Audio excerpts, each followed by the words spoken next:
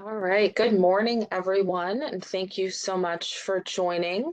I'm excited to be welcoming you to the 2023 NOFO Illinois Works Performance-Based Payment Model Training.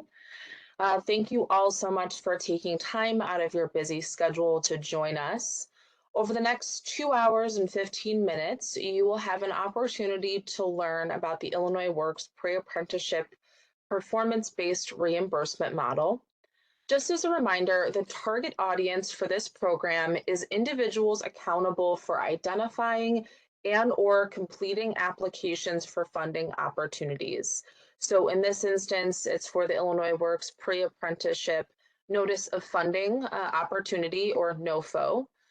Some job titles that are appropriate for those in attendance today may include, but are not limited to, program administrators, grant writers, fund developers, program managers, and program coordinators.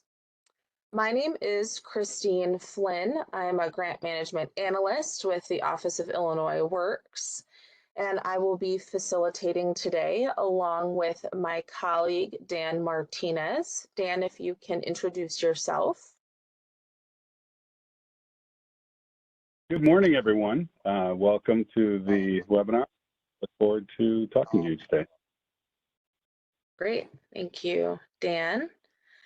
And we are also joined today by Dr. Gia Suggs, who will be helping us facilitate our program. Dr. Gia, if you can say hello to everyone. Hi, everyone, and welcome. Thank you. So in addition to myself, Dan, and Dr. Suggs, we also have two other team members. So Dr. Norman Ruano, who is the Deputy Director of the Office of Illinois Works, and Dr. Veerley Robinson, who acts as a program coach. They were unfortunately not able to join today, but they do fill out our small but mighty team.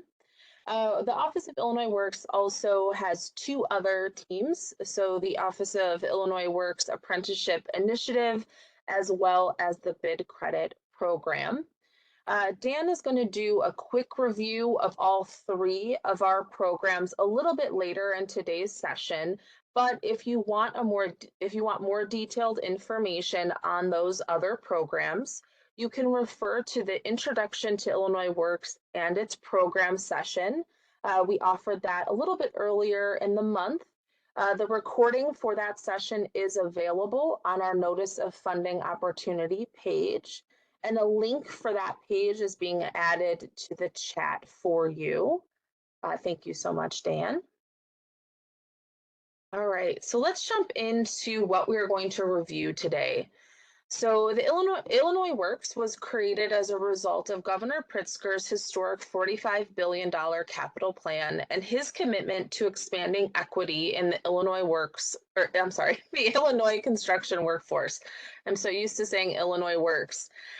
Illinois Works grantees are part of an exciting new initiative that will create opportunities for Illinois residents, businesses, communities, and families.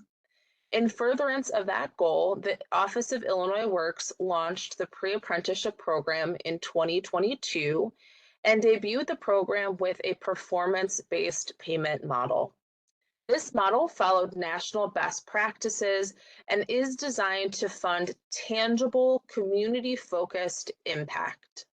During this course, you will be provided with the framework for the Illinois Works pre-apprenticeship performance-based payment model and structure. So let's take a look at what we will learn today. So by the end of this course, you will be able to explain the impact of Governor Pritzker's historic $45 billion capital plan. You'll be able to describe the features of the Illinois Works pre-apprenticeship program, list the key features of a performance-based payment model, describe each of the funding benchmarks, determine monthly reimbursement maximums, describe the role of the Illinois Works Reporting System, or IWRS, comply with the Grant Accountability and Transparency Act, or GATA, all of those requirements, and accurately submit required standardized data reports tied to the grant agreement. So those include the periodic financial report as well as the periodic performance report. Now, this session is being recorded and will be made available for your review on the 2023 NOFO landing page. That link is being provided for you in the chat. That is where you can find all of the recordings of all of the sessions that we have done, along with all of our NOFO materials. Now, I'm going to go ahead and hand it off to Dan, who is going to lead our introductions. But before I do, are there any questions before we proceed? Feel free to unmute or post your question in the chat. Dan, do we have any questions in the chat?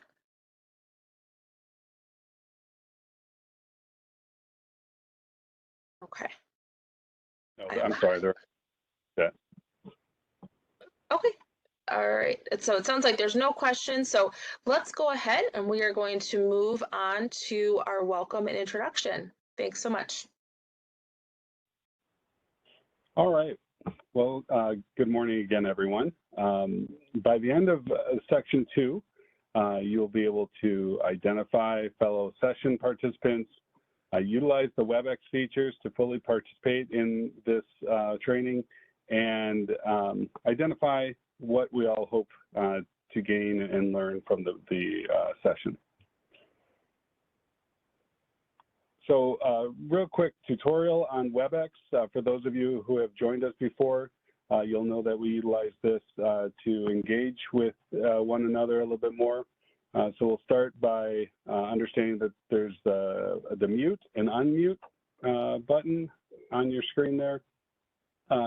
Again, we ask that you mute your lines during the training, but during question and answer sessions, you can unmute and share any questions that you have. Of course, you can always put them in the chat during the session as well. There's the ability to stop and start your video, your own camera.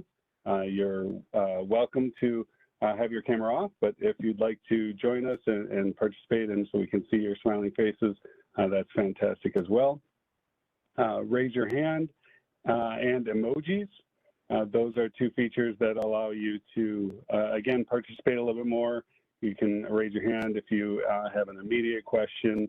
You can share emojis if there's something in particular that you are excited to hear about or want to share with us. Of course, there's the chat. Hopefully everyone has that open and available. We will be adding important links as we go through the training so that you can access additional resources and material, and then of course pose any questions in the chat as well.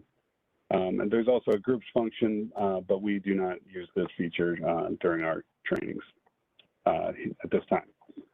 We also will be utilizing a website called Mentimeter, so hopefully you have a second device that you can utilize this with or share time on your single device.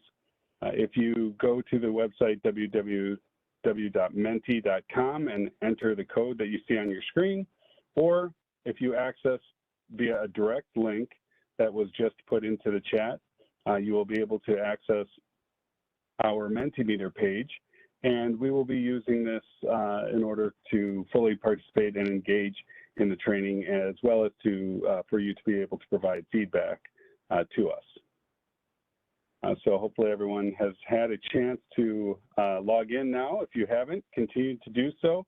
Again, that's menti.com, and the code is 42302982, and you'll be able to then share with us the following information: your name, your organization or agency that you're with, your role, and your geographic location.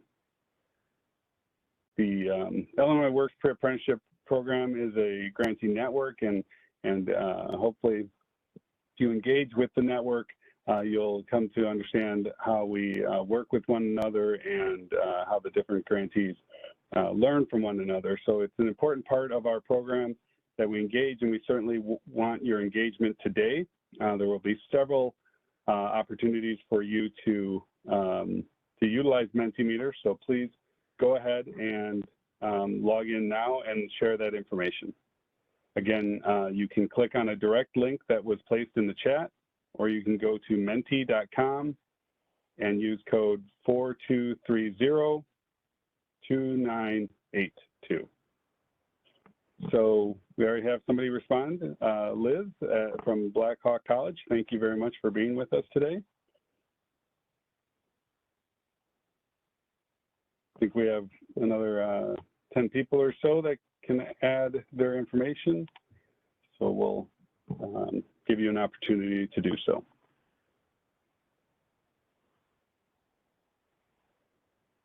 If you're having difficulty logging into Mentimeter, you can unmute and ask a question, or you can ask a question in the chat. Here we have some other folks that were able to gain access. So Shabra from Quad County Urban League, thank you very much for being with us. Nakia from the Muslim Action Network, welcome. Allison from the Adam McKinley, that's the Director of Supported Employment. Thank you for sharing your information with us today.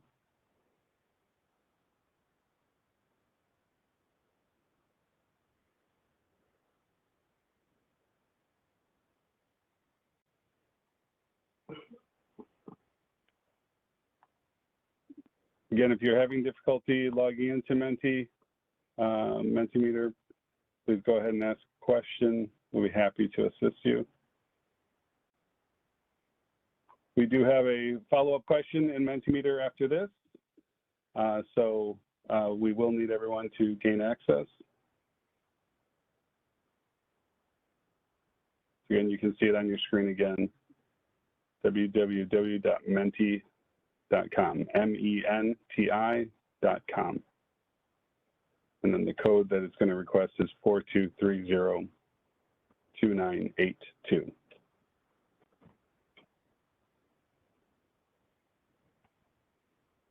So we've had someone else able to connect, Ron with Connect Chicago Alliance. Great, thank you for being here today. So we're going to go ahead, and again, the next topic is, again, utilizing Mentimeter. So for those that haven't had an opportunity to access and share your information, please go ahead and jump into Mentimeter, and we will move on to our next Mentimeter question. So is there anything beyond what was articulated in the course objectives that you would like us to cover today? If you wind up repeating something that's in the course objectives, that's great as well. So please share with us what you'd like us to cover today.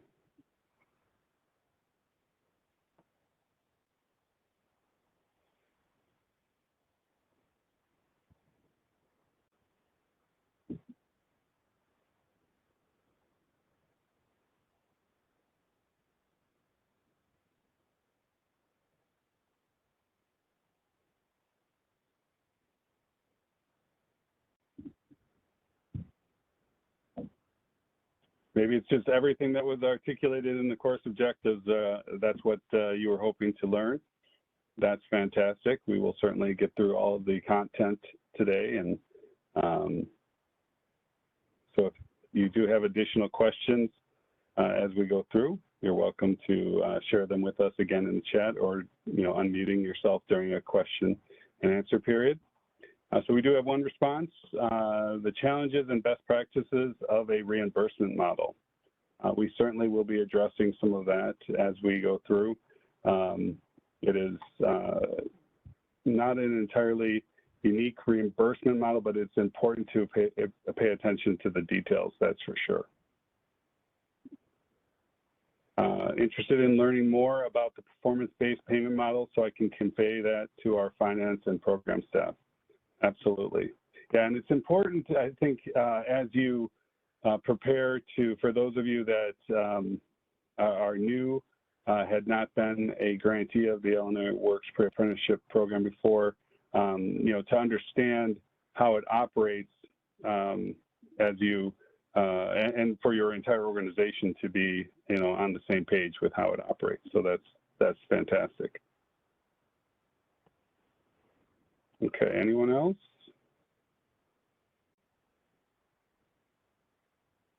Okay, well, thank you both for sharing. Again, if somebody else has a question or another thought, please share it in the chat. Speaking of which, if you do have additional comments or questions after this training, you can definitely email us. The email address will be provided in the chat, but it's also there on your screen, ceo.illinoisworks@illinois.gov. So feel free to reach out to us. So before we move on to our next section, are there any questions? No, I'm not seeing any in the chat. I don't hear any questions. Again, you are free to unmute yourself during these question slides, but not seeing any, we will proceed to the next section.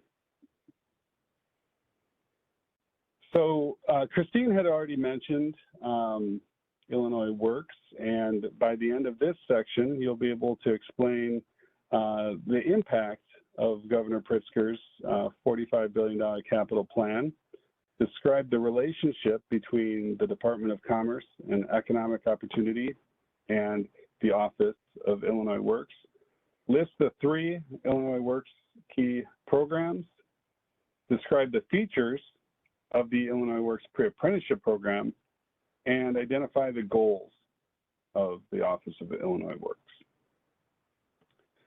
So starting with the Governor's Economic Plan, Illinois Works was created as a result of Governor Pritzker's historic $45 billion capital plan called Rebuild Illinois, and his commitment to expanding equity in the Illinois construction workforce. This is a top priority of the Governor's economic plan. With this new capital funding set to pave the way for tens of thousands of jobs over the next decade, the Illinois Works Jobs Program Act was intentionally designed to increase equity and opportunity in capital construction jobs. The intention is to invigorate the workforce of Illinois for the future. If you attended the Introduction to Illinois Works and its Programs webinar, some of this should sound familiar. If you have not, again, there was a dedicated webinar just to the Office of Illinois Works, and you can view that recording on the 2023 NOFO website. So the Department of Commerce and Economic Opportunity's mission is to support and maintain a climate that enables a strong economy for their customers. So those customers are taxpayers, businesses, workers, and communities. And DCEO supports that climate by keeping, attracting, and growing businesses, maintaining a skilled workforce, and enhancing communities so that the climate here is one in which businesses, small and large, and their workers can succeed to the greatest extent possible. DCEO delivers impactful and efficient programs and services. So given Governor Pritzker's commitment to expanding equity in Illinois' construction workforce, the Illinois Works Jobs Program Act was intentionally designed to increase equity and opportunity in capital construction projects. The passing of this act led to the creation of the Office of Illinois Works. It's a bureau within DCEO, and it's tasked with the responsibility of implementing the Illinois Works key programs. The implementation of Illinois Works was driven by the data that showed that for too long, the construction industry and the trades have not been equitably accessible for diverse communities, with fewer than 10% of the best paid apprenticeships extended to women and minorities. So Illinois Works developed an innovative workforce development model This unique and innovative model was designed to create job demand, create a talent pipeline to fill that demand, and then create incentives to hire and retain that talent pipeline, that workforce. So typically workforce development models will have one, sometimes they'll even have two of these key components. And any one or a combination of these two can substantially impact the workforce positively. The Illinois Works programs encompass all three of these key components to create a comprehensive response to workforce development at all levels. Illinois Works is a one-of-a-kind initiative, and it is in a unique position to make a huge difference. So hopefully we can all be part of that. The DCEO Office of Illinois Works, with the support and partnerships of communities, of the building trades, and of the construction industry, delivers three key programs. So the Illinois Works Apprenticeship Initiative, the Pre-Apprenticeship Program, and the Bid Credit Program. So again, much more information about these programs was discussed in the Introduction to Illinois Works and its programs webinar, and these recordings are all available on the Illinois Works NOFO website. So of course, the focus of this Notice of Funding opportunity is the Illinois Works Pre-Apprenticeship Program. But let's talk about the programs in general. The Illinois Works Apprenticeship Initiative is going to create the demand for jobs, and the Illinois Works Pre-Apprenticeship Program will create that pipeline of diverse candidates to help respond to that demand. The Illinois Works Pre-Apprenticeship Program creates a qualified, talented pipeline to fill job opportunities with diverse candidates. It launched in 2022 with 23 programs. The Illinois Works Provider Network expanded in 2023 to 29 programs. So our present network of providers has the capacity to serve approximately 1,320 Illinois residents throughout the majority of the economic development regions of the state of Illinois. Our goal with this year's NOFO is to grow our provider network to 40 to 45 providers covering the whole state of Illinois with the capacity to serve about 1,800 Illinois residents. This program delivers pre-apprenticeship skills training through a network of community-based organizations, including community colleges, faith-based organizations, business associations, among others. Participants of the program attend tuition-free and receive a stipend and other supportive services to help address systematic barriers which may have prevented them from entering the construction industry. So let's talk a little bit about this NOFO in particular. We're looking at a few priority geographic areas, including the central region, which really includes Sangamon County, the north central region, which DCO refers to as Region 3, the northeast region, Region 4, the northwest region, Region 6, and the southern region, Region 8. So you can see some of the counties that are in each of those regions. Please know that although these are areas of focus, we are viewing applications from outside of those regions as well. So Illinois Works goals. If Illinois Works achieves its goals, we will have successfully partnered with community organization stakeholders to achieve the following: to provide a career pathway for residents in disadvantaged communities, to provide eligible apprentices with skills for lifelong job security, promote construction as a viable industry for women and minority communities, provide the construction industry with consistent skilled workforce for generations to come, to create new partnerships between state agencies and community organizations. So let's go back to Mentimeter for a moment. And we have a question for you. If Illinois Works is successful in achieving its goals, what impact will it have on Illinois community? So in particular, your community, think about how you might be able to positively impact the community and, overall within the state. So again, hopefully you have still remained in Mentimeter. Christine has added the links into the chat again. Again, that second link, the longer one, is a direct link, so you don't even have to enter the code. Or you can go to Mentimeter or menti.com, MENTI.com, and enter the code 42302982.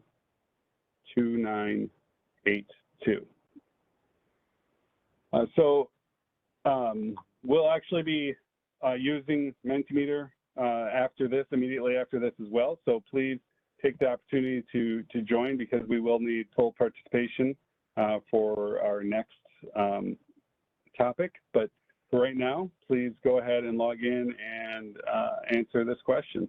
If Illinois Works is successful in achieving its goals, what impact will it have on Illinois communities?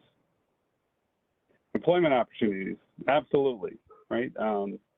So again, Illinois Works is focused on creating a diverse, equitable workforce, but that extends to every resident of the state of Illinois, and they will receive those job opportunities, employment opportunities. And yes, it will wind up creating a more diverse workforce, which is certainly a goal. Skills gain. Yeah, these are employment opportunities and skills that provide for lifelong job opportunities or job security. A stronger infrastructure. Again, billions of dollars are being directed towards infrastructure improvement in the state of Illinois alone. So we certainly need the workforce to engage in those projects and create a stronger infrastructure for the state, which helps in every way, in every industry and area of commerce, right? So it's extremely important in terms of keeping Illinois competitive on a global scale. So we have, again, stronger infrastructure, job opportunities, disabilities, employment opportunities, for people with employment opportunities, more diverse workforce. Again, thank you very much for participating. We have several more coming in here. Non-traditional talents, stronger communities. Excellent. Thank you all very much for sharing. This is fantastic. Increasing diversity again, ensuring talent, economic viability. This is wonderful. So thank you very much. It looks like we've had 15 people respond. So we can move on now to our practice round. So thinking about the things that we have just discussed, we are going to have some questions. We call this a practice round. So in Mentimeter, you will be asked to submit your name. You do not have to. You can submit the name of the character the system will recommend for you. The character is so that you can keep track of your score. And the faster you answer the questions correctly, the higher your score will be. So the questions that will be true or false questions. And once the question appears on the screen, you'll have a few seconds to consider it, and then you'll be able to answer the question.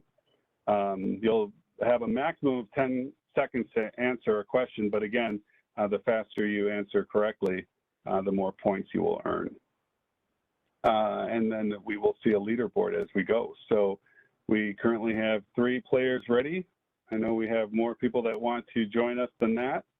So go ahead and stay logged into Mentimeter. Go ahead and submit your character. There we go. We have 4.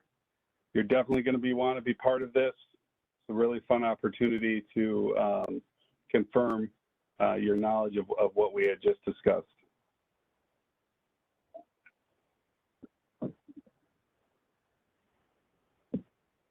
we'll wait for a couple more people to be able to, we're going the wrong way. Here we are, we're back to 3. All right, again, the links are in the chat if you have logged yourself out of Mentimeter. We're only going to be doing 5 questions in this round, so I know it says question 1 of 16.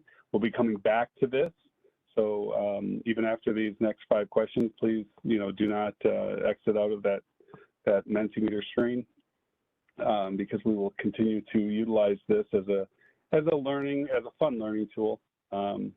But again, if you are not in Mentimeter, go ahead and access the link in the chat, or go to www.menti.com, and the code is 4230-2982. Again, this is a really fun way. It's just true or false questions. It does not impact your NOFO score. This is just a fun way of confirming the knowledge that we have. All right. So it looks like we have 4 players ready. Let's move on to the first question. Illinois Works was created as a result of Governor Pritzker's commitment to expanding equity in the Illinois construction workforce. True or false? Everyone voted true. Congratulations. All 4 of you had gotten that correct. All right. So let's see who answered fastest. Oh, it's pretty close. Pretty close. Almost a tie there. All right. Illinois Works, the second question. Oh, yeah, now we have 6 players. Perfect. Everyone wants in on the action. All right. Illinois Works is a top priority of the governor's 5-year economic plan resulting from his historic $25 billion capital plan. True or false? Is all the information in there true or false? So this was a tricky one. Most of the information in there was correct, but it was a $45 billion capital plan, not a $25 billion capital plan. So a couple of you saw through the ruse there, and looks like Rose was able to garner the most points out of that. Congratulations, she's on the top of the leaderboard. All right, we ready? Question 3. Here we go. Illinois Works is an innovative model to reinvigorate our workforce for the future. I have a simple statement there. Illinois Works is an innovative model to reinvigorate our workforce for the future.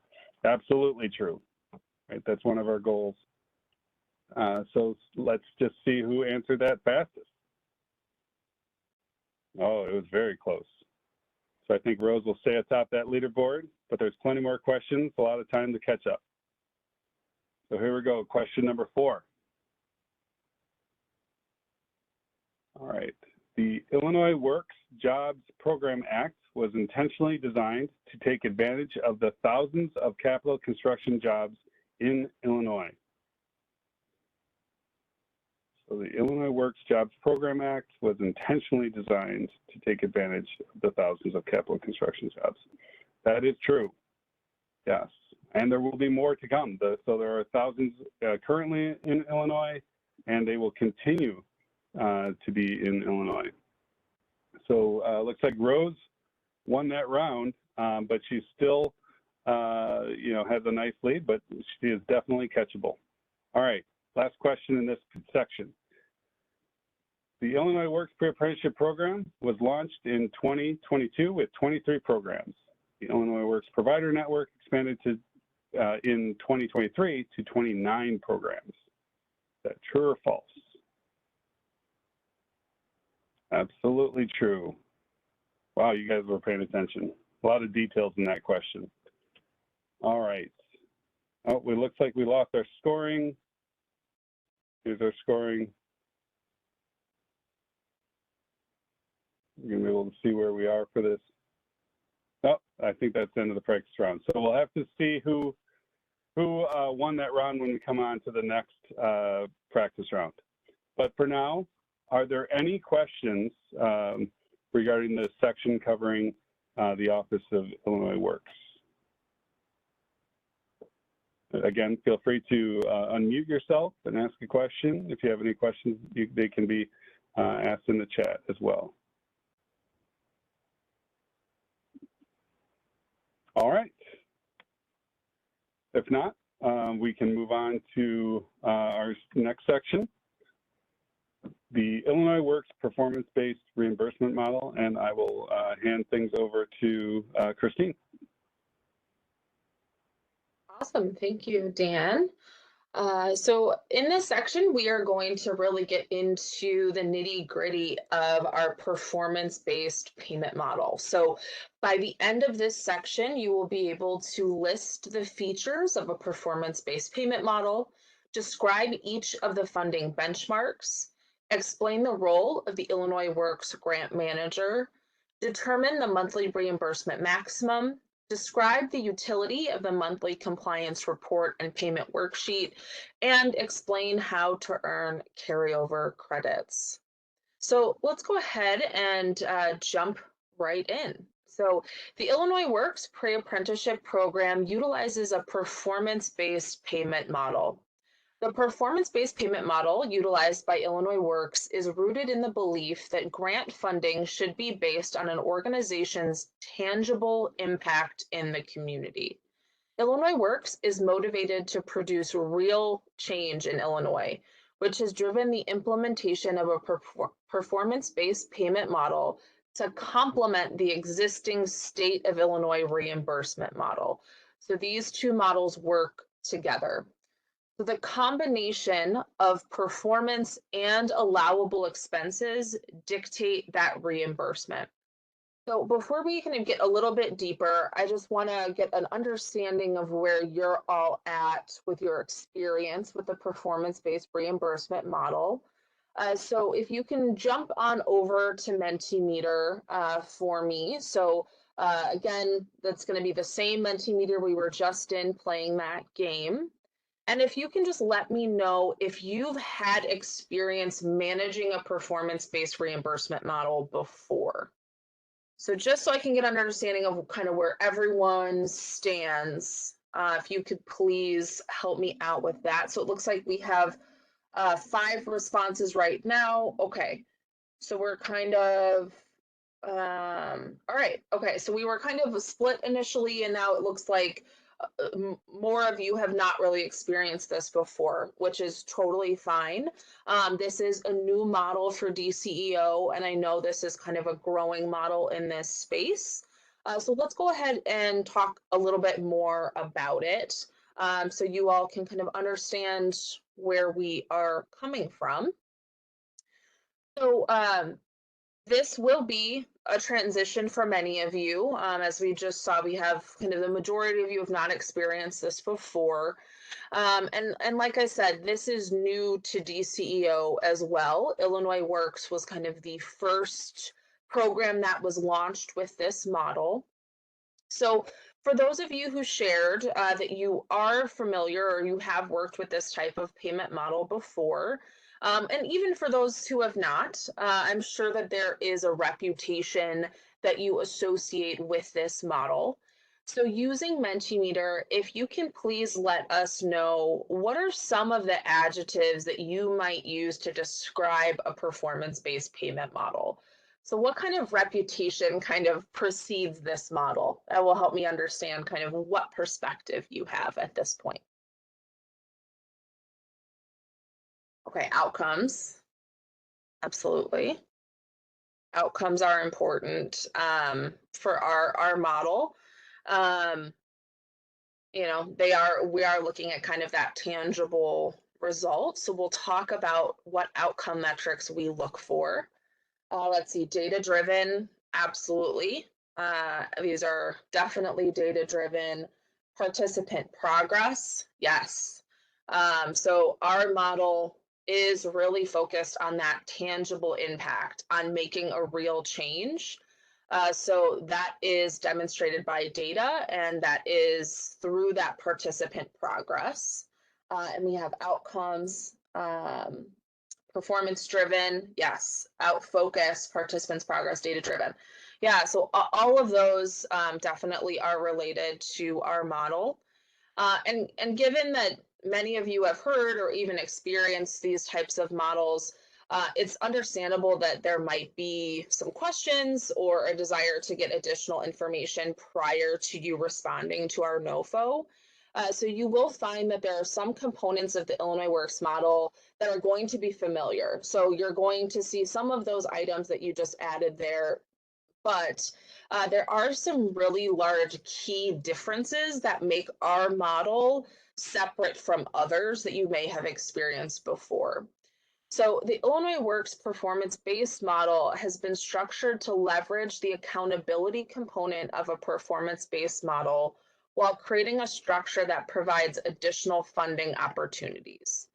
So the most important point to note is that our office, DCEO at large, is highly invested in your program's success, but we're also invested in the success of our communities and the state overall. So making sure that those goals align is really where we came up with this payment model to ensure that this change is really happening in our communities.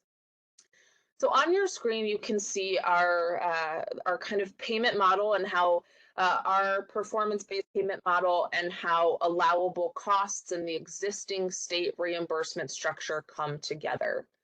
So the performance-based payment model seeks to link funding to impact. And the combination of the performance-based and reimbursement models means that metrics dictate the amount available for reimbursement, and grantees must still submit allowable expenses to access that funding. So I just want to kind of reiterate that. So through this program, your organization's metrics will dictate how much funding is available for reimbursement. And then you will also submit those expenses on a monthly basis to the state, just like in any other state grant, and those together dictate your reimbursement. So we are going to delve into this a little deeper. So if you're still a little confused, don't worry. But it's just really important to understand that performance and those allowable expenses come together to create this model. So now let's go over a few key components of our model. So the Illinois Works pre-apprenticeship payment model was introduced by DCEO through our program, and it's aligning with other municipalities and state agencies that are already utilizing this model or are soon to debut this model. The Illinois Works pre-apprenticeship model overlays the performance-based payment model atop the state of Illinois' reimbursement model, and that performance and allowable costs are linked to that reimbursement. So kind of what we just reviewed, those two come together to dictate that reimbursement. Now, performance-based payment models fund programs that have a tangible impact in their communities. And this model was chosen because the Illinois Works pre-apprenticeship program and DCEO are driven to produce real change in the Illinois construction industry. Now, here is a key component that I really want to stress is that if grantees do not meet their metrics or do not submit enough expenses, they may earn less funding than their initial grant award. So it's really important that you're setting your metrics, you're setting your budget in a way that ensures that you will meet your metrics and you will have enough expenses to reach your maximum grant award. Because if either of those are not there, you can earn less funding than your initial grant award, okay? Now, the final three components that I'm going to go over are what makes our model different than the other performance-based payment models you may have experienced. So while you do have the opportunity, if you don't reach those metrics or you don't have enough expenses, to earn less, if you exceed your metrics, you can earn funding beyond your initial grant award. So let me just say that again. If you exceed your metrics, you can earn funding beyond your initial grant award. So even if your grant award was $500,000, if you exceed the metrics you told us that you were going to achieve, you can earn over that $500,000. So we want to ensure that you have the funding that you need to serve the individuals that you have and the impact that you're making. So if you make a larger impact, we will put that funding right there with you. So that's a really important component that a lot of other performance-based programs do not have. Second, due to our live real-time reporting through the Illinois Works reporting system, which we call IWRS, DCEO makes reimbursement available on a monthly basis. So we do have kind of this live, on the ground kind of visibility into how your programs are functioning. And that allows us to, on a monthly basis, provide that reimbursement to you. So if you've worked with other grants that only submit performance on a quarterly basis or halfway through the year or something like that, you will only get paid quarterly or halfway through the year. In our program, because of our live reporting, you have the ability to submit your expenses and receive a payout on a monthly basis. So another key difference. Now, the third key difference is that grantees have the right to appeal to our office if a grantee believes that they've missed their outcome metrics due to variables outside of their control. So what this means is if your program has an individual or has a group of individuals and that enroll or complete or transition into a registered apprenticeship program, but for some reason their metric isn't counted, you have the right to appeal to us and say, this circumstance happened. We believe that we should earn this metric, and we will review that. And that is something, again, that a lot of other models don't have. A lot of other models have a situation where if you don't earn that metric, there's no recourse. Our program does allow you the right to appeal if you feel that that metric was missed for some sort of reason outside of your control. So those are the key components to our model. Now, are there any questions before I move on to talk about our funding benchmarks? I'm not seeing any in the chat. Okay, all right. So let's move in now to the details of our payment model and discuss the funding benchmarks. So there are 4 funding benchmarks in our model. Those include enrollment, completion, transition, and closeout reports. Each of these metrics is connected to a percentage share of your overall grant award. Because this is a performance-based model, not an outcome-based model, organizations can receive reimbursement funds related to benchmarks while working towards their goal. So I just want to really differentiate. So an outcome-based model would be one in which you would not get paid until you hit your total enrollment goal or your total completion goal. We are not an outcome-based model. We are a performance-based model, which means that as you are moving towards your goal, you are getting paid for the progress you're making towards that goal. So you don't have to wait until an outcome has been achieved to earn funding. That funding is being earned as you work towards your goal. Now, additional funding beyond your initial grant award is available if you exceed outcome metrics based on your per participant allotment. So we're going to talk about that per participant allotment in just a little bit. But before we do that, I want to go through and define each of these benchmarks for you so you understand what it means to be an enrolled participant, what it means to be a completed participant, etc. So the first one is enrollment. So an eligible individual who completes a pre-screen application and standardized interview and is offered to attend the program, accepts the offer, and attends training. So an enrolled participant or enrollment for our program is an individual who meets eligibility, they go through that intake process, you accept them into the program, and they actually attend training. That is someone who is enrolled in the program. Now, a completion is an individual who begins instruction and successfully completes all required modules and assessments to obtain industry recognized certifications and credentials. So again, this is an individual, they've gone through your whole program, they've completed successfully all of the modules, all of your training, they've gotten all of their certifications, and they are now finished with your program. They have completed successfully. The next one is your primary transition. So that is, we refer to this as transition in our model. You'll also hear it called primary transition. For a primary transition, this is an individual who has been enrolled into a registered apprenticeship program.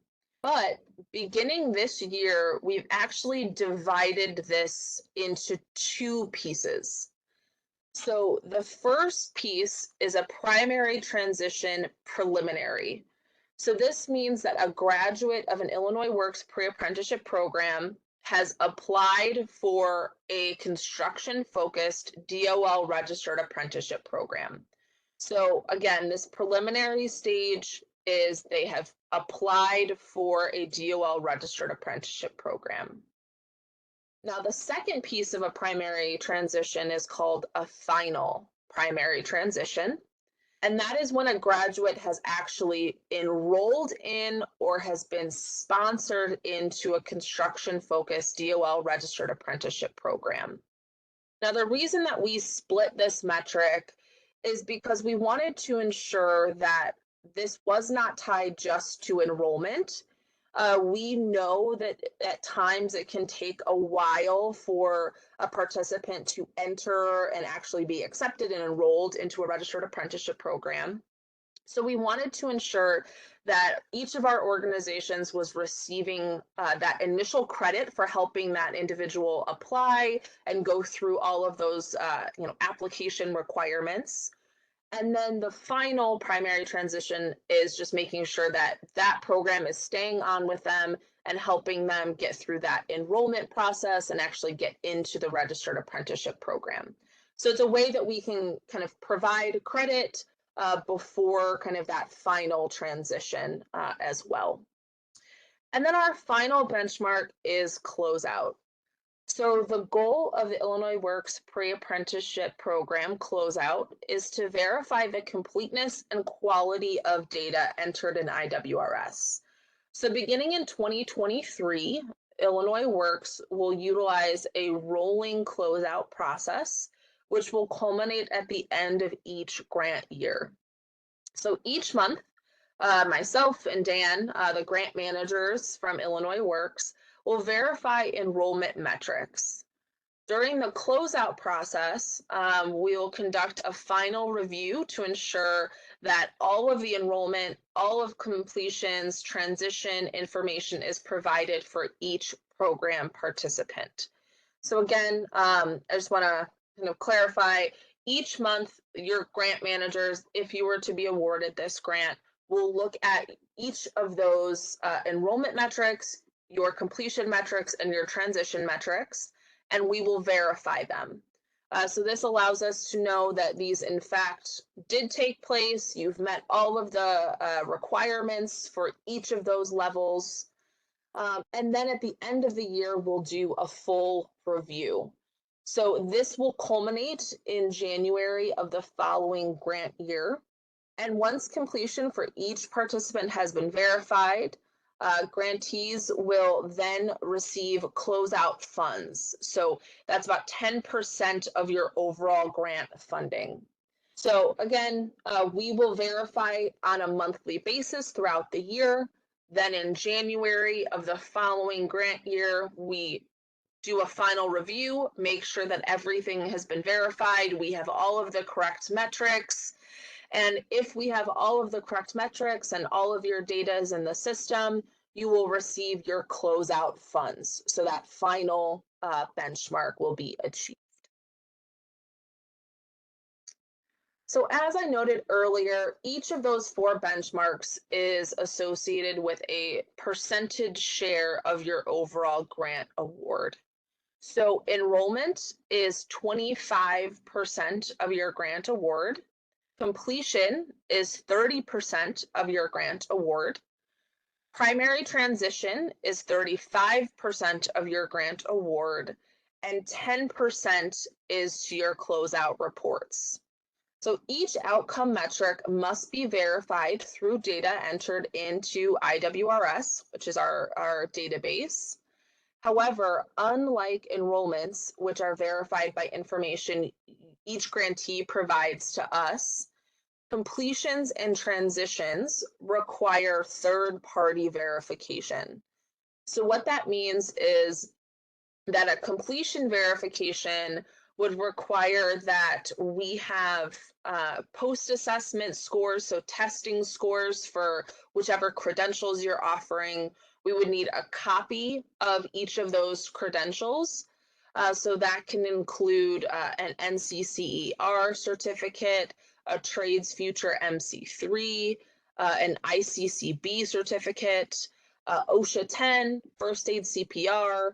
If there are any other certificates you're offering, like a forklift or a flagger certificate, we would need a copy of all of those credentials. We would also need attendance rosters. So we do require all of our grantees to provide us those attendance rosters, which help to document that participant attendance as well. Now, as I noted earlier, starting this year, we do have 2 levels of verification for a primary transition. So that first level, if you remember, was the preliminary verification. And so for that, we would be looking for documentation like a copy of the application to a registered apprenticeship program. It could be a receipt of the application fee. It could be the testing notice from the registered apprenticeship program. Now, that preliminary verification will get you 75% credit towards your overall transition credit. And then that final verification would be the other 25%. So again, that one metric, your transition metric, is split into 2. Your preliminary verification is 75%. Your final verification is 25%. Now, to verify that final verification, we would need documentation that that individual enrolled into the registered apprenticeship program, or they were sponsored into the registered apprenticeship program. So this system is designed to offer credit to programs to cover any time delays between the achievement of a metric and securing full verification. It also incentivizes programs to quickly verify completions and maintain connections with participants through full transitions, either enrollment in a registered apprenticeship program, or if they happen to go into a secondary transition. So if they just choose to go into employment or another training program. All right, so I just walked through this system. I know that it can seem a little bit complex when it's just being explained. So I wanted to kind of show you this example of what this actually looks like when we break it out by each of these outcomes or benchmarks, excuse me. So on your screen, you'll see a benchmark example. In the right-hand corner, you're going to see that for this grantee, we have a total grant award of $500,000. Now we take that $500,000 and we divide it by the 4 benchmarks. So for enrollment, it's 25%. For completion, it's 30%. Primary transition is 35%. And then closeout is 10%. So then in the right-hand column, you can see that that enrollment results in $125,000 of that grant award. Completion is 150. Primary transition is 175,000, and then closeout is 50,000. So those amounts all total up to your total grant award. So that's how we break it out initially when you get your grant award. Are there any questions about that right now before we move on to our next slide? Okay. Yeah, thanks, Dan. I'm not seeing any in the chat either. So I know that this is a lot of information. Please know we are recording this, so we will make this available to you if you want to come back and look at this again.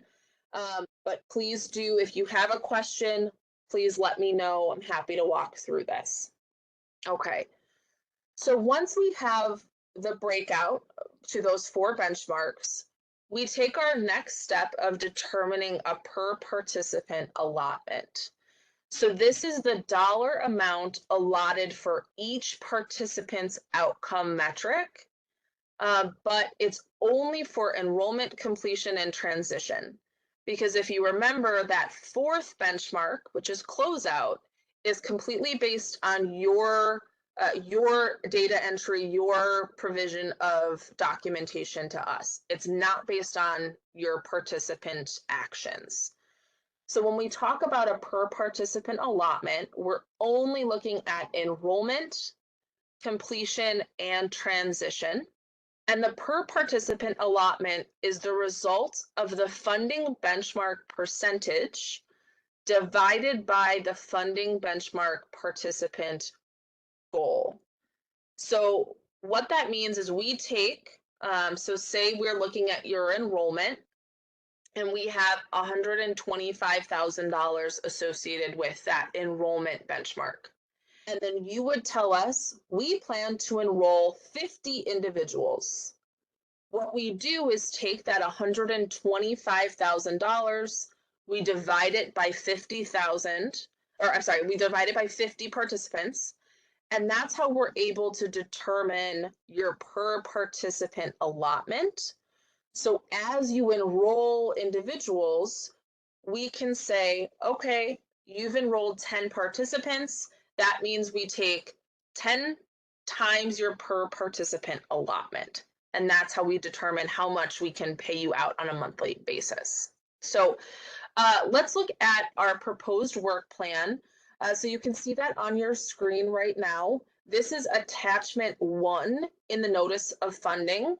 And you will see that we're going to ask you to provide us with the number of cohorts you'll be providing, the number of individuals you plan to recruit, the number of individuals you plan to enroll, the number of individuals you plan to complete, how many you plan to transition to a DOL registered apprenticeship program in construction, and how many you believe will go in opposite direction. So they'll go to just employment in another industry, they'll go to another training space, so a secondary outcome. So on attachment number 1, you will see that we do ask for all of this information. This information is how we will determine your per participant allotment. So we know how much to fund you at each of these benchmarks. So as part of the NOFO application, you want to make sure that you are completing attachment number 1, which is this proposed work plan. This document is where each applicant will outline all of your metrics as well as your instructional dates.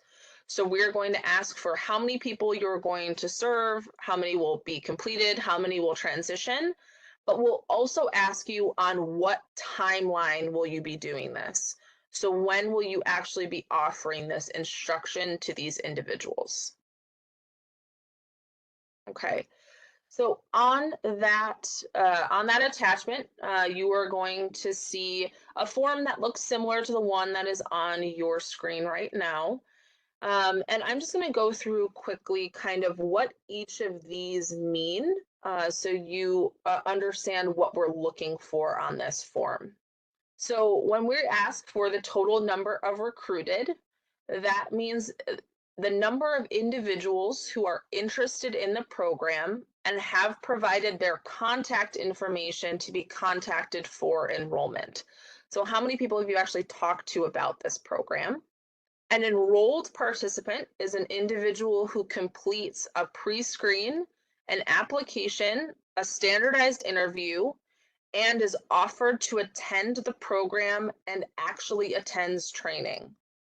A completed participant is an individual who begins instruction and successfully completes all required modules and assessments to obtain industry recognized certifications and credentials.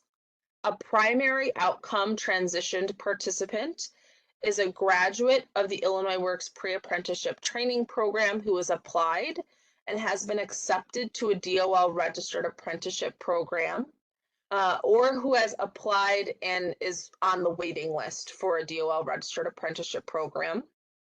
And then a secondary outcome transitioned participant is a graduate of an Illinois Works pre-apprenticeship training program who chooses not to apply to a DOL registered apprenticeship program and instead is actively participating in an alternate outcome. So I know that that was a lot. Each of those definitions is on attachment 1.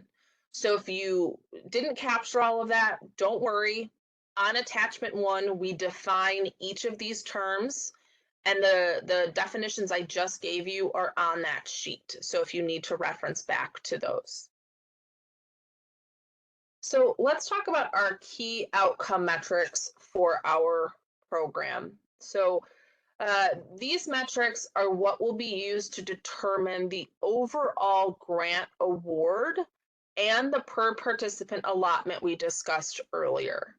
So grantees will determine the number of participants that you plan to enroll, but Illinois Works requires that at least 85% of those individuals enrolled will successfully complete the pre-apprenticeship training program, and at least 70% will be hired and enroll in a DOL registered apprenticeship program in construction. So let me reiterate. When you are writing your notice of funding, you will decide on the number of people that your team can enroll. So what is your capacity to enroll participants? But your completion metric and your transition metric must match what is on your screen right now. So if you are going to enroll 50 individuals, you are going to do 85% of 50 is going to complete the pre-apprenticeship training program. So that would be 43 out of 50 would complete. If you are going to do 20 people that enroll, 85% of those individuals will need to complete the program. For transitions, again, if you're going to do 50 people, 50 people enrolled, 70% of those 50 need to transition to a DOL registered apprenticeship program.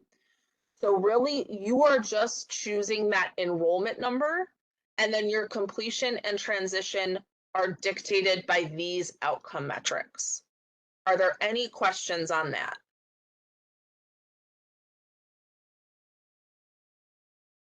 Not seeing any additional questions in the chat. Okay. So the reason that I'm really emphasizing this is now our third round of funding. This is a big flag that our merit reviewers catch and have caught the last 2 years. So we have a lot of individuals who will put up their enrollment metrics, but then they do not use this 85% completion and this 70% transition into a DOL registered apprenticeship program. That gets them flagged by the merit reviewers. So please make sure that your metrics are following these requirements. These requirements are in the notice of funding, so please make sure that those are accurate. I also just want to let you know that another flag that our merit reviewers have had the last 2 years is that participant metrics are not consistent throughout the notice of funding. So make sure prior to submitting your notice of funding that your funding request, your participant numbers, all of that match in your narrative in attachment 1 and in attachment 3. We have had many situations where we have a narrative telling us 50 people will enroll, but all of the attachments are for 30 people.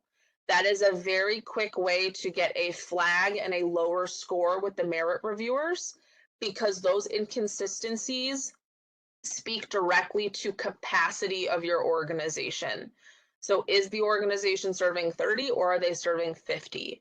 Make sure that throughout your notice of funding, those numbers are consistent. That is kind of my biggest tip to you when you are doing your notice of funding. Make sure all of those numbers match on every single document that you submit. Okay, that was just my plug to all of you. I want you guys to succeed, and I have seen that consistently, that our merit reviewers flag that on otherwise great programs. So just make sure to do that.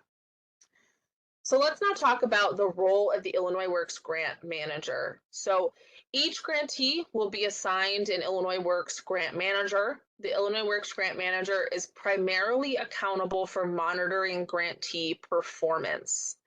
So the grant manager's responsibilities include, but are not limited to, supporting the implementation of grant programs, ensuring budgets are within the scope of funding, enforcing regulatory compliance, ensuring grantees progress towards meeting required outcomes, enforcing progressive corrective action, and overall programmatic monitoring.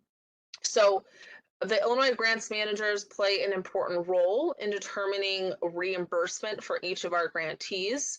And we will reference the Illinois Works Grant Manager throughout this section. So just keep in mind kind of the role of that individual. So on a monthly basis, your Illinois Works Grant Manager will conduct a compliance review.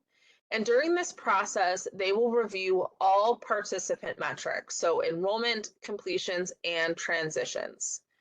Based on a grantee's progress towards their goals, the grant manager will provide the grantee with a compliance rating and the amount that was earned based on their progress towards their goals. So again, on a monthly basis, each grantee receives a report in which they get a compliance rating and the amount that was earned based on their progress towards their goals. So let's go ahead. We can see an example on our screen here. So you'll recognize this is kind of the same table that we had before. So we have our 4 funding benchmarks, but now we've put in our number of participants and their per participant allotment, as well as the amount that was earned.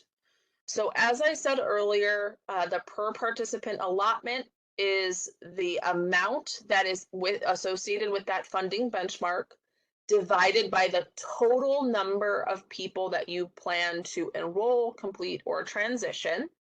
And that provides us a per participant allotment. So in this case, per enrollment, one enrollment equals $2,500.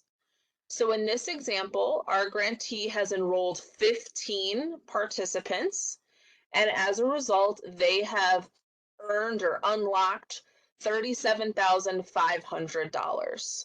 Now they have gone ahead and they've completed 14 of their participants, and that is at a rate of $3,488.37. So they have, in this instance, for their completions, unlocked $48,837.18. So in this specific month, between their enrollments and their completions, they have unlocked $86,337.16, or I apologize, 18 cents. So this is how the monthly reimbursement works. The grant managers will look at the data.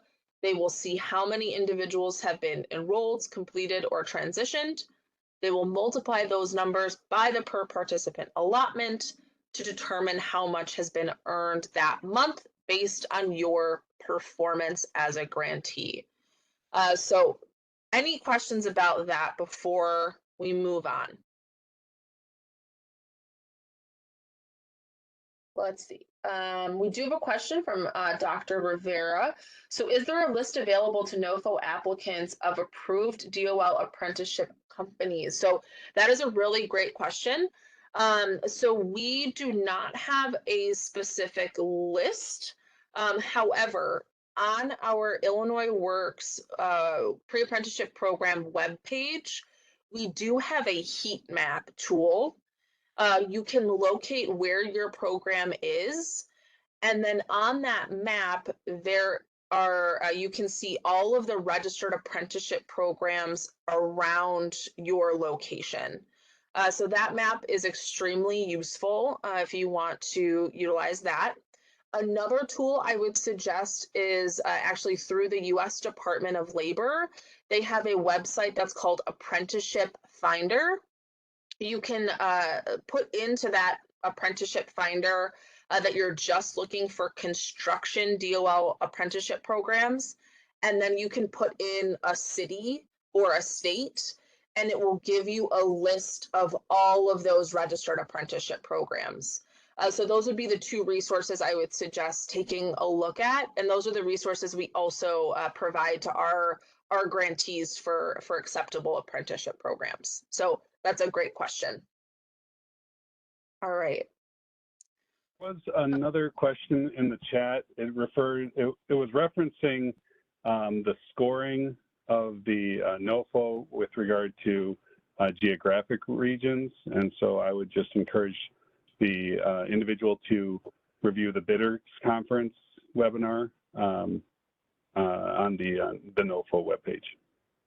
Okay, what was the actual question, Dan? I'm not seeing it on my side. It was,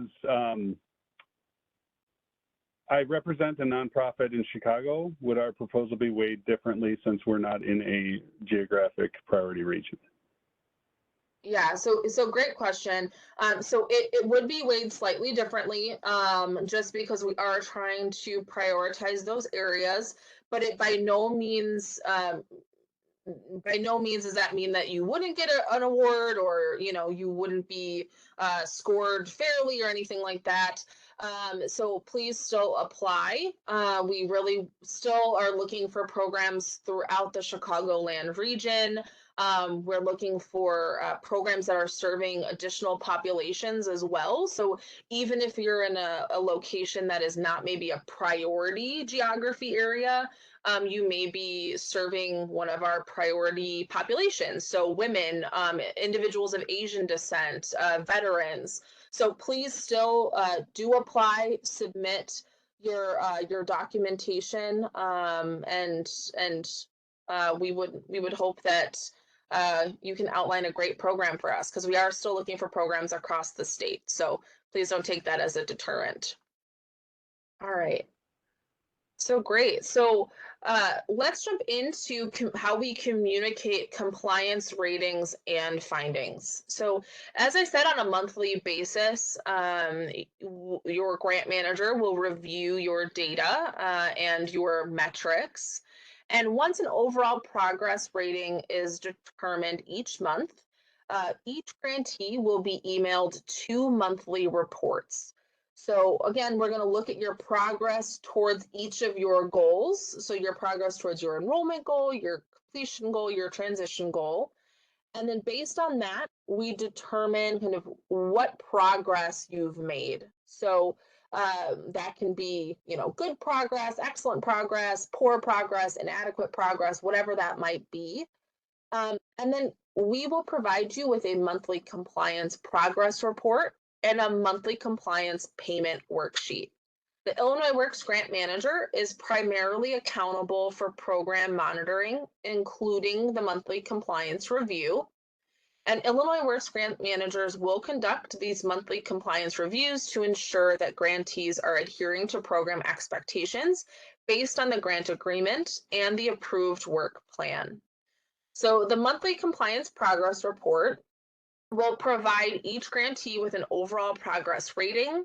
It will also document the increase to that reimbursement cap and any notes regarding that progress. So if there's any data trends that we're seeing, if there's any information that we need to communicate to your organization, all of that information will be on that progress report. This is designed to make sure that your team always knows where you stand in compliance and what our team is seeing internally. So next up is the monthly compliance payment worksheet.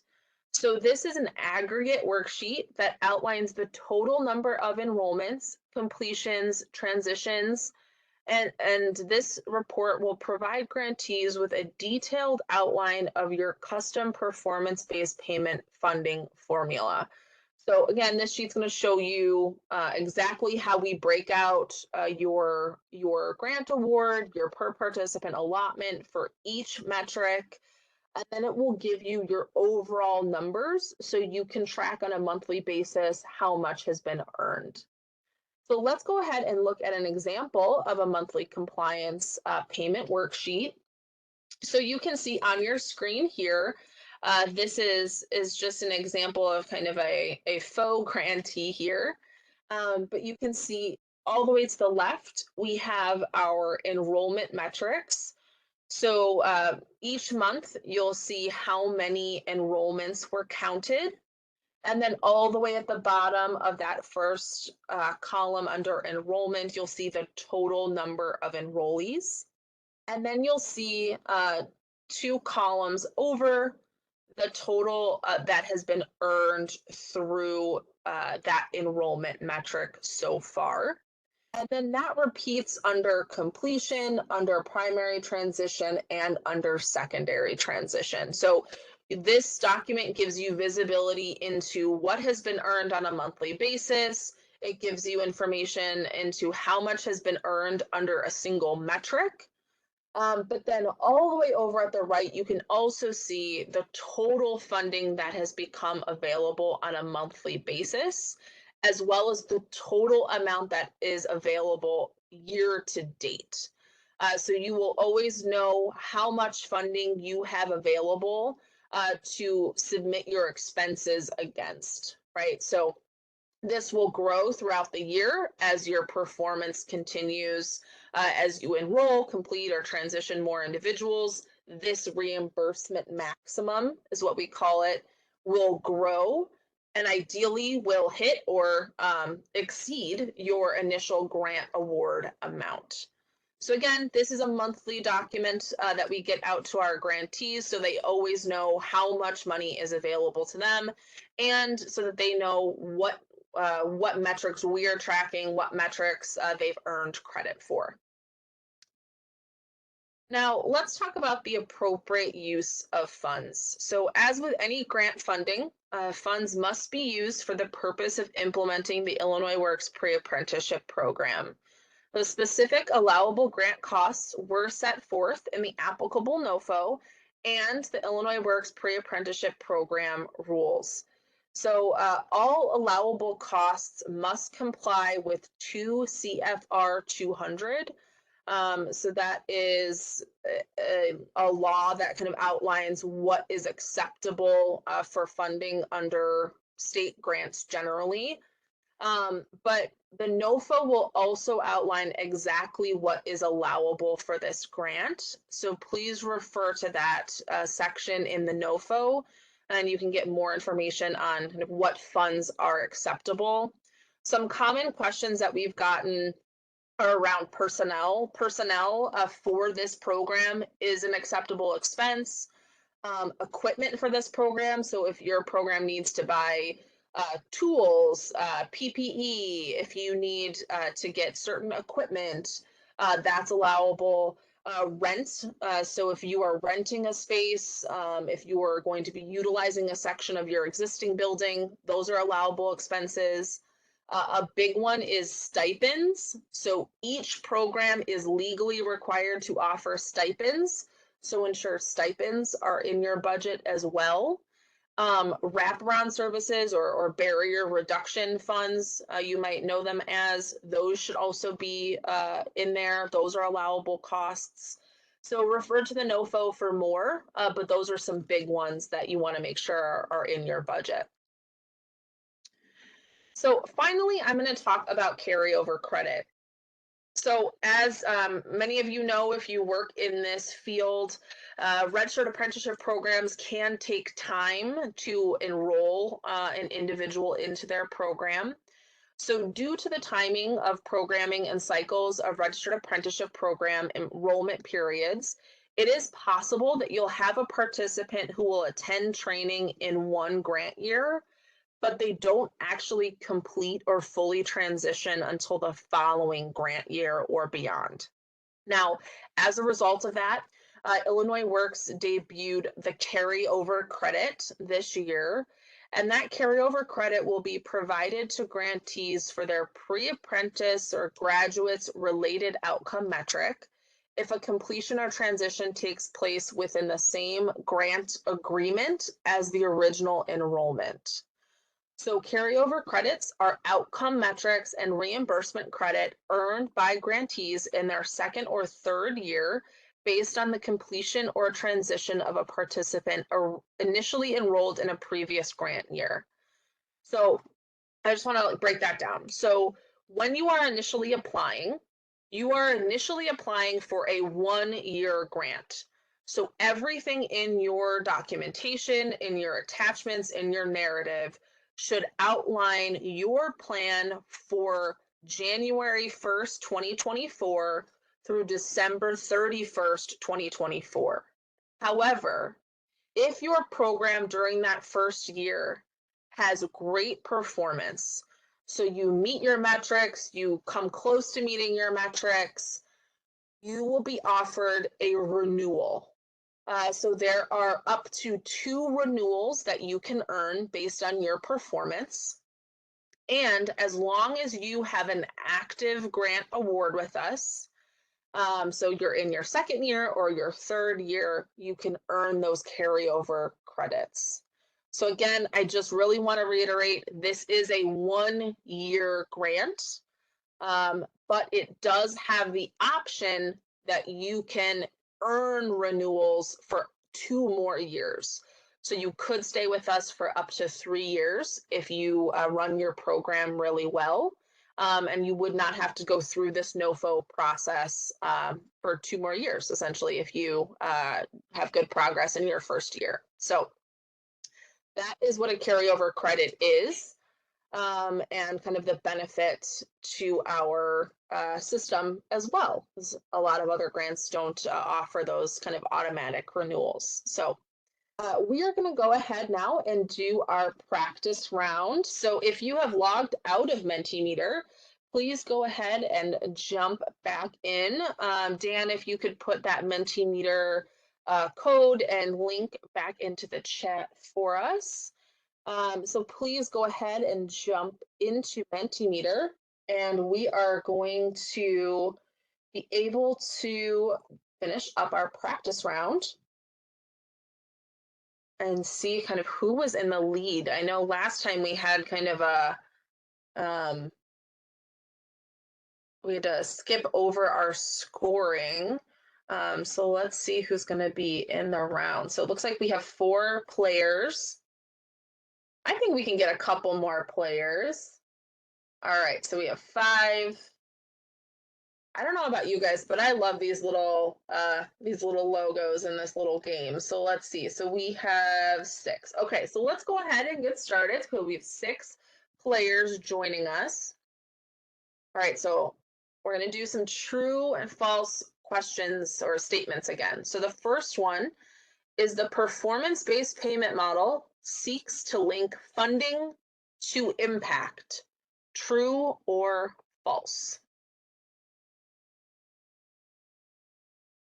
All right, that is true.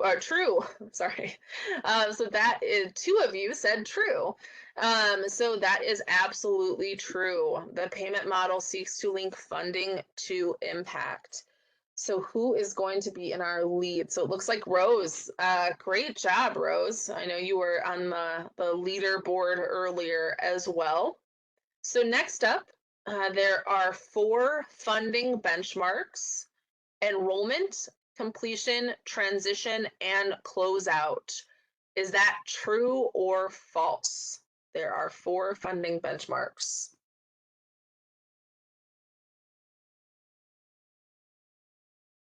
All right, so the 2 of you who said true, that is correct. So enrollment, completion, transition, and closeout are our 4 funding benchmarks. So let's see, can Rose keep the lead? Let's see, Ronald has come in. All right. All right, awesome. Great job, Rose. All right, so next up, we have Illinois Works is an innovative model to reinvigorate our workforce for the future. True or false?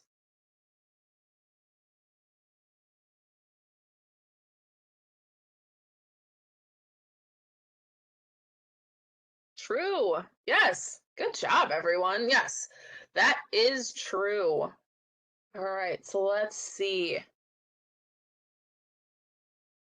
All right, so we have, wow. All right, guys. Rose is really stepping up. So, get on it, guys, because Rose is far in the lead here. So, number 4, primary transitions are divided into 3 categories: preliminary, intermediate, and final. True or false?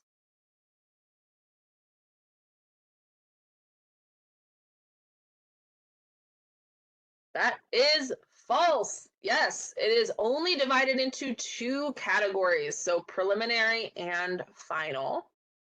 So let's see. All right. All right, Rose.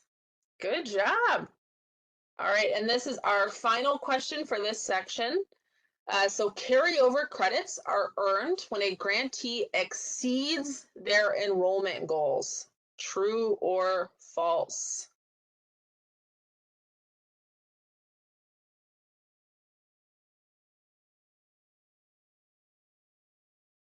That is false. Good job. Carryover credits are outcome metrics and reimbursement credit earned by grantees in their second or third grant year based on the completion or transition of a participant who was initially enrolled in their first grant year. So great job. So Rose kind of really pulled it out here, guys. So we do have one more practice round at the end of our next section. So see if you guys can kind of knock Rose out of that first position. But so far, she's got it.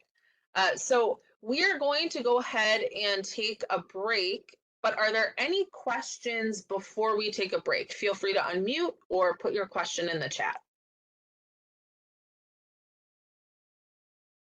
Dan, do we have any questions on your end? I'm not seeing any on my end. No, I'm not seeing any in the chat. Okay, great. Well, let's go ahead. We're going to take a 10-minute break. So if you can just get up, stretch, grab water, and be back here by 11:18. Thank you guys so much.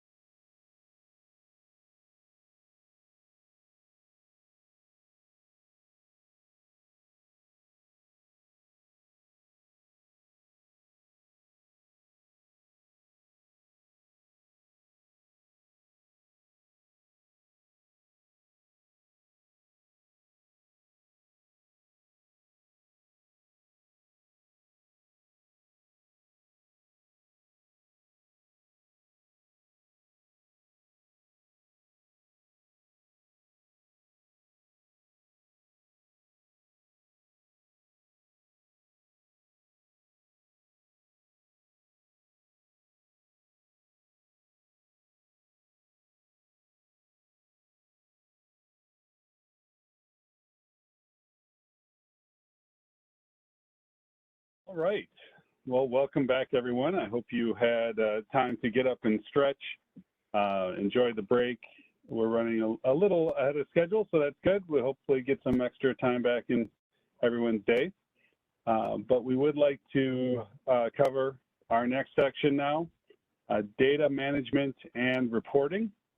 By the end of this section, you'll be able to describe the origins and role of the Illinois Works reporting system, IWRS, comply with the Grant Accountability and Transparency Act requirements. We refer to that as GATA. Accurately and timely submit required standardized GATA reports tied to the grant agreement, which includes the PFR, the Periodic Financial Report, and the PPR, the Periodic Performance Report. So beginning with IWRS, program data, as mentioned, is captured in the Illinois Works reporting system, or IWRS. The Office of Illinois Works, in partnership with Southern Illinois University's Center for Workforce Development, developed IWRS. The system was fully launched in February of 2022, and due to the custom design, IWRS allows grantees to track apprenticeship program inquiries, participants, and grantee partnerships. The system allows, what you're seeing is a screenshot of the IWRS interface. The system allows programs to track key information about participants' progress throughout their engagement with the program, including their application, enrollment announcements, career and supportive service assessments, enrollment in training modules, attendance of training modules, training completion, transition, and follow-up, many of which are, of course, funding benchmarks. For those of you who are familiar with the GATA Periodic Performance Report, PPR, which is typically due on a quarterly basis, grantee performance data is now tracked in IWRS, and as a result, additional supporting documentation is not required when submitting the PPR. You're still required to submit that PPR, but the supporting documentation is not necessary because it's in IWRS. What you're seeing here is the life cycle of the Illinois Works pre-apprenticeship program. And you can see here we have a number of data metrics, including 1,140 inquiries, 1,807 enrolled individuals. We have over 1,245 individuals that have completed the program, and almost 1,000 individuals that have transitioned into the next phase, registered apprenticeship programs or secondary transitions.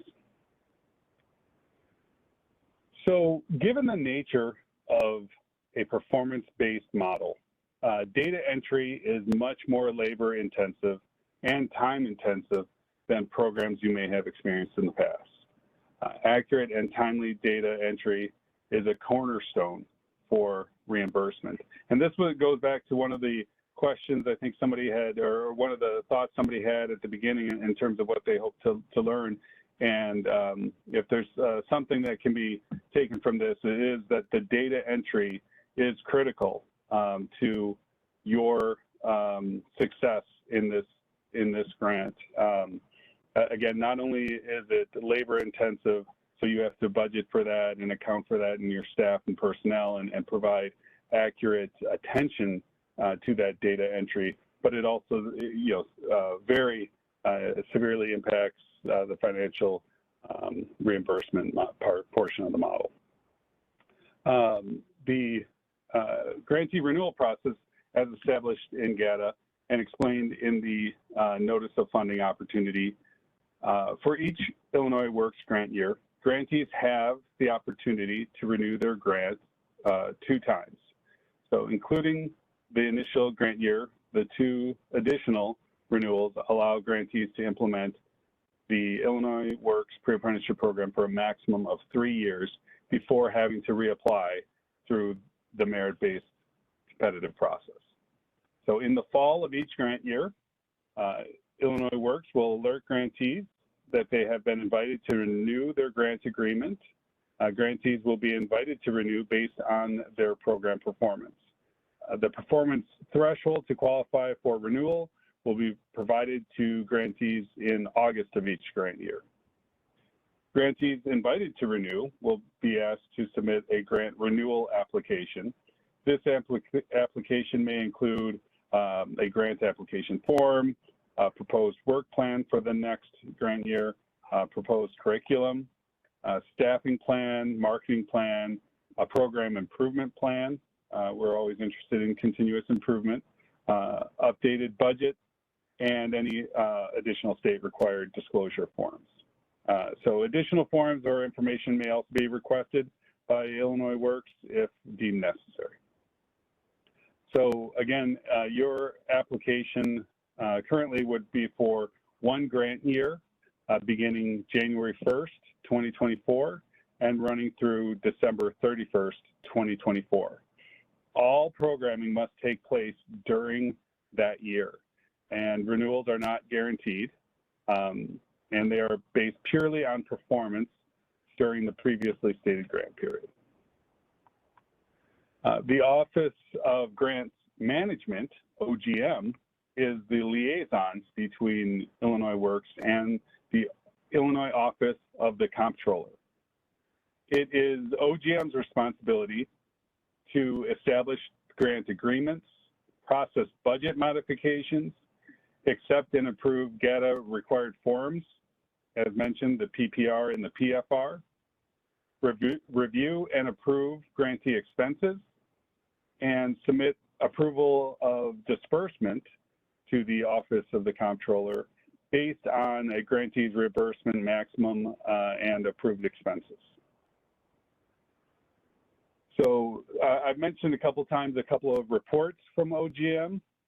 There are 2 ongoing reports that are required.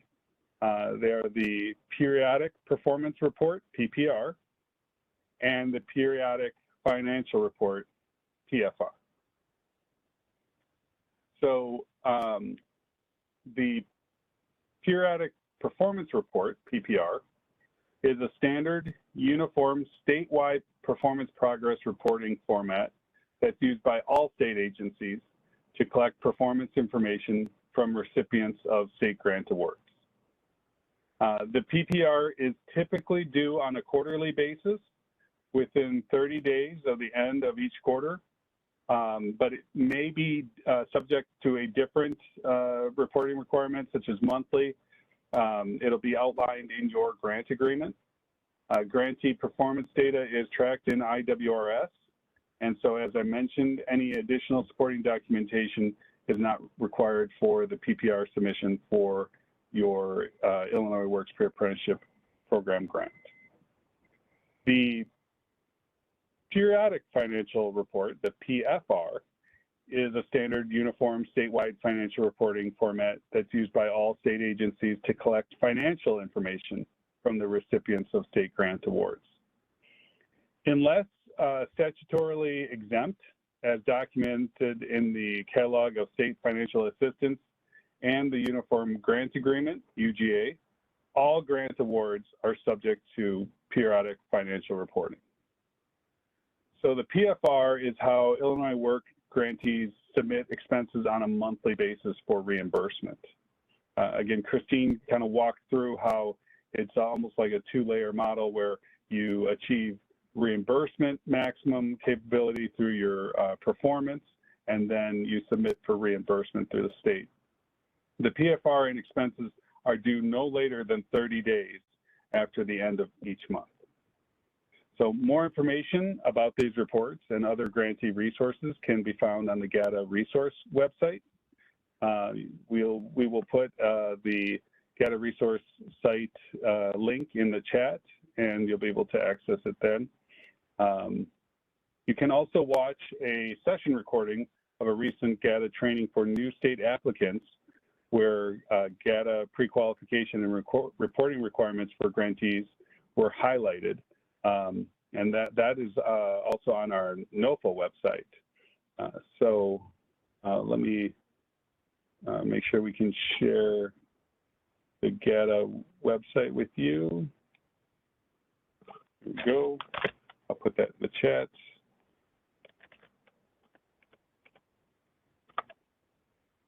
So again, a lot of those resources or additional information about the reporting requirements are available there.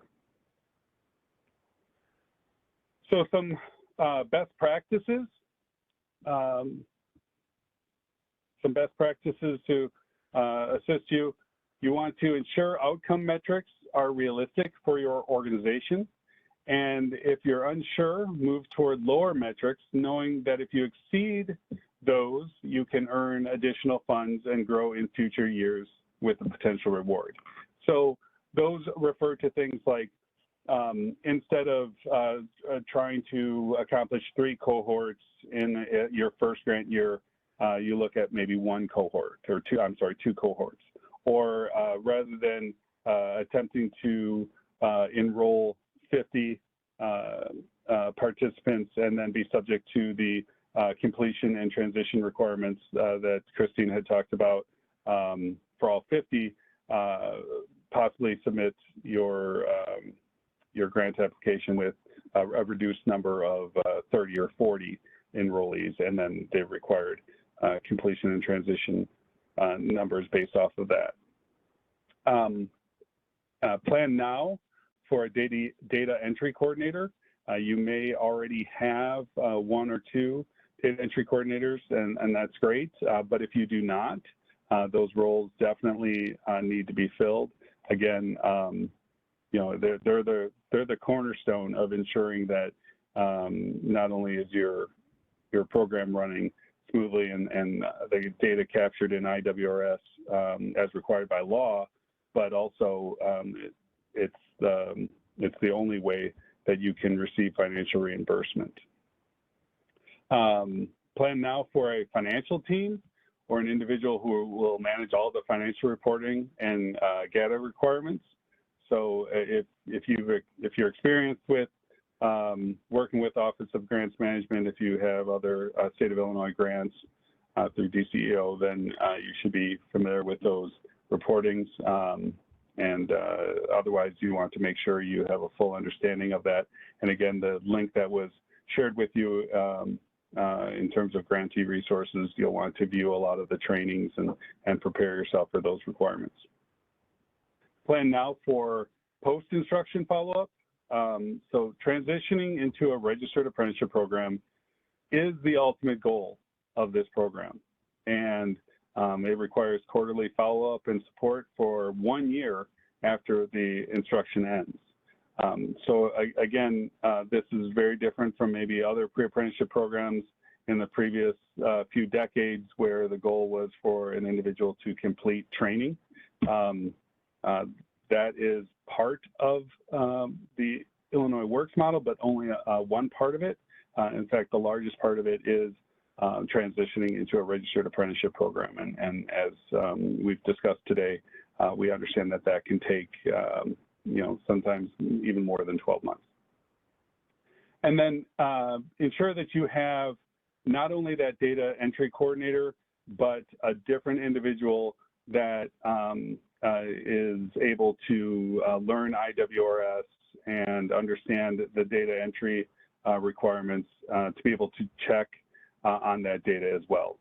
So if you have 2 data entry coordinators and they can cross-check each other, or another data quality management person that can review the data entry coordinator's work, it is extremely critical to ensure that the information in IWRS reflects the reality of what your program has completed on the ground. So we definitely want to make sure that that happens. All right, so we're ready to move into our next practice round, our 3rd and final round. So hopefully, you know, everyone has had an opportunity to, you know, get back into Mentimeter. We will share the link in the chat again for you. And if you do have additional questions, we'll go back to a question answer period after this practice round. But hopefully everyone is ready. Again, you go to www.menti.com and enter the code 42302982, or just click on the link. So there we go. Hopefully you're ready. Rose has a pretty commanding lead, but let's face it, there's still an opportunity for someone to take over, or jump from fifth to third. So you always want to do your best. All right, so we have 7 players. Perfect. Let's get ready. So the first question: the Office of Illinois Works, in partnership with SIU Center for Workforce Development, developed the IWRS reporting system, the Illinois Works reporting system. True or false?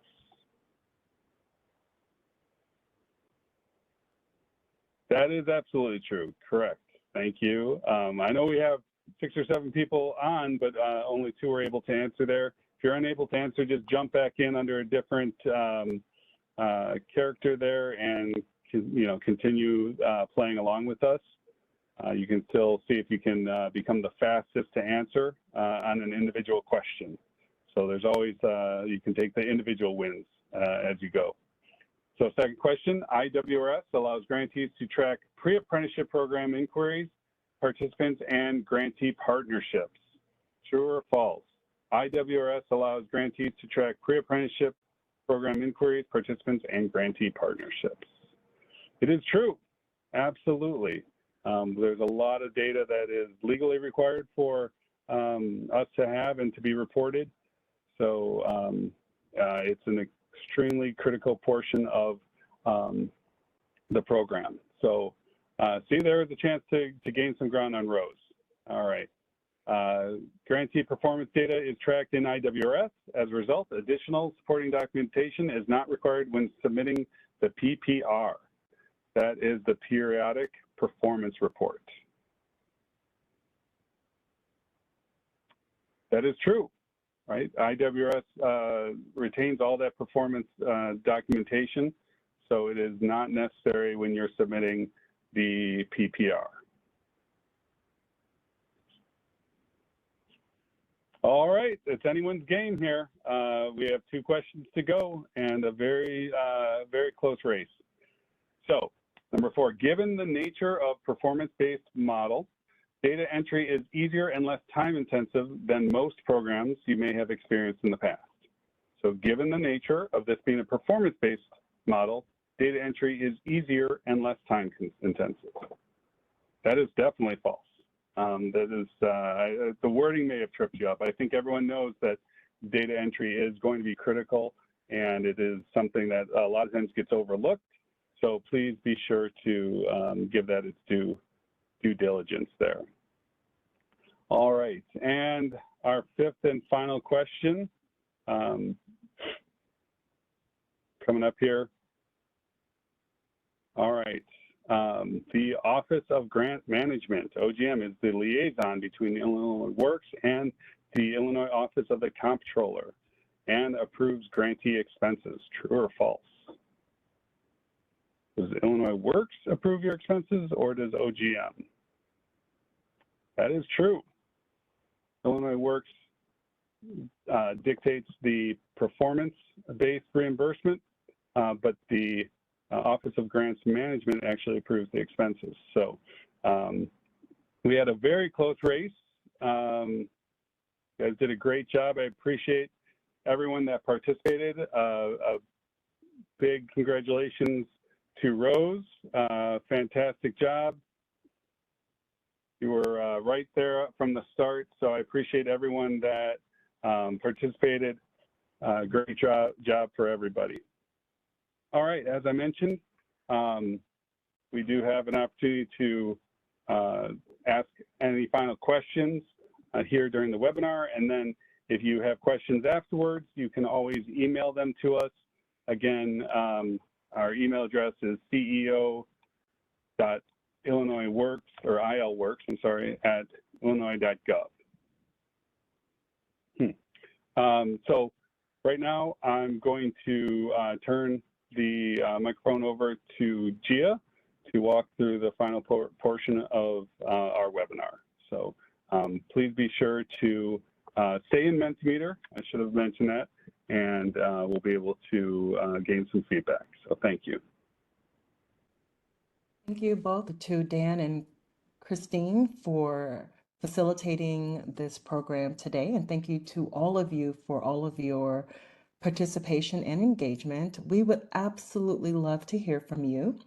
Your feedback gives us an opportunity to improve on our programming to make sure we are best serving you. So as Dan stated, if you've logged out of Mentimeter, please do log back in.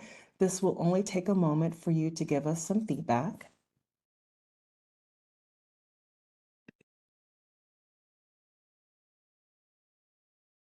There are just a couple of questions that you can answer right in Mentimeter.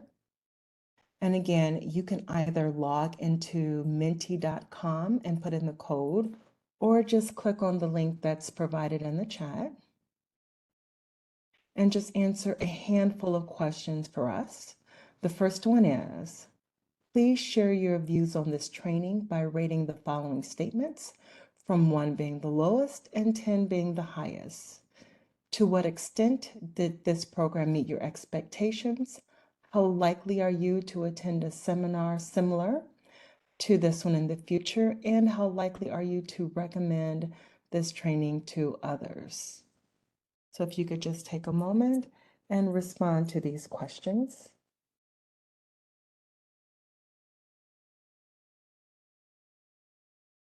We've got a couple of responses. Thank you to those who are participating. Awesome. The next one is, to what degree is this statement accurate for you?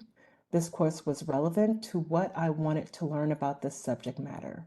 Strongly agree, somewhat disagree, neither, somewhat agree, strongly agree.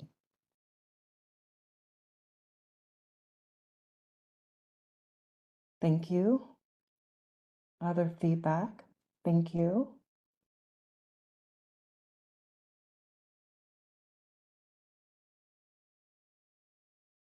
We have 3 respondents. Anyone else? Great, thank you.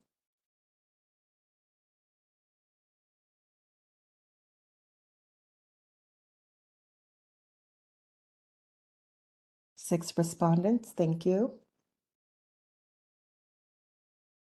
The next question is, I plan to apply what I learned. I plan to apply what I learned.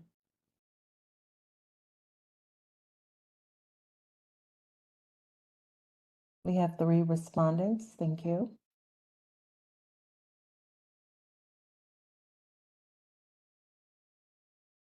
4, thank you. 5, thank you.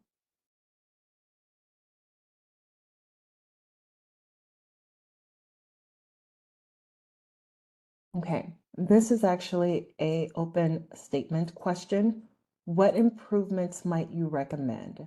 So what can we do different or better the next time? What would you recommend as an improvement?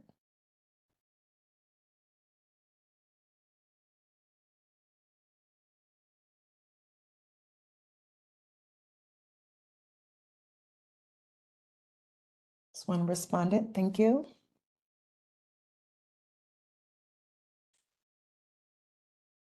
Thank you.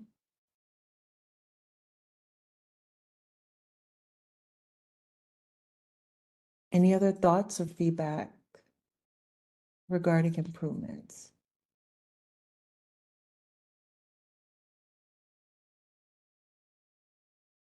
Okay. What did you find effective? So if we make changes, what would you recommend we keep in the program? If we decide to make changes, what would you recommend that we keep and not change?